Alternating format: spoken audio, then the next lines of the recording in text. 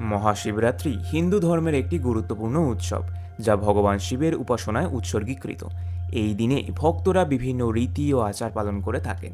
মহাশিবরাত্রির সময় 26শে ফেব্রুয়ারি সকাল 11টা 8 মিনিট থেকে 27শে ফেব্রুয়ারি সকাল 8টা 54 মিনিট অবধি। মহাশিবরাত্রিতে কি করা উচিত এবং কি করা উচিত নয়, দুটোই আমরা বলবো এই ভিডিওতে। এবার একে একে জেনে নেওয়া যাক আমাদের এই মহাশিবরাত্রিতে কি করা উচিত। এই মহাশিবরাত্রিতে উপবাস রাখা অত্যন্ত শুভ বলে বিবেচিত হয়। অনেক ভক্ত সূর্যোদয় থেকে পরের দিন সূর্যোদয় পর্যন্ত উপবাস রাখেন।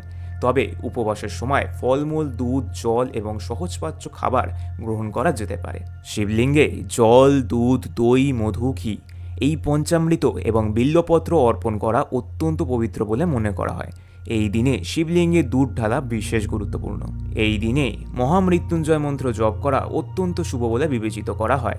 তবে উচ্চারণ একদম স্পষ্ট রাখবেন, যেন কোনো ভুল ত্রুটি না হয়। যদি সম্ভব হয়, মহাশিবরাত্রিতে রাতে জাগরণ করে ভগবান শিবের নাম জপ, স্তোত্রপাঠ এবং ভজন কীর্তন করা যেতে পারে। এই দিনে শিবের ধ্যান করা এবং তার কৃপা প্রার্থনা করা উচিত।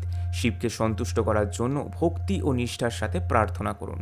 মহাশিবরাত্রির সময়কালে গরিব ও দুঃখী মানুষদের সাহায্য করা এবং দান করা অত্যন্ত পুণ্যের কাজ বলে মনে করা হয়। এবার জেনে নেওয়া যাক আমাদের এই সময়কালে কি করা উচিত নয়।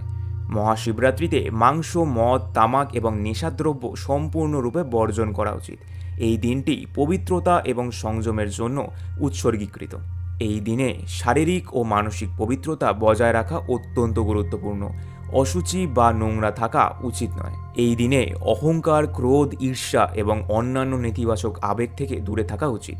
শান্ত ও ভক্তিপূর্ণ মনোভাব বজায় রাখুন।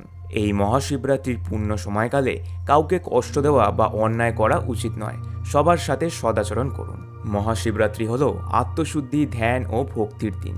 এই দিনে ভগবান শিবের কৃপা লাভের জন্য ভক্তিপূর্ণ মনোভাব এবং সংযম বজায় রাখা অত্যন্ত গুরুত্বপূর্ণ। এরম আরও ভিডিও পাওয়ার জন্য আমাদের চ্যানেলটিকে সাবস্ক্রাইব করুন।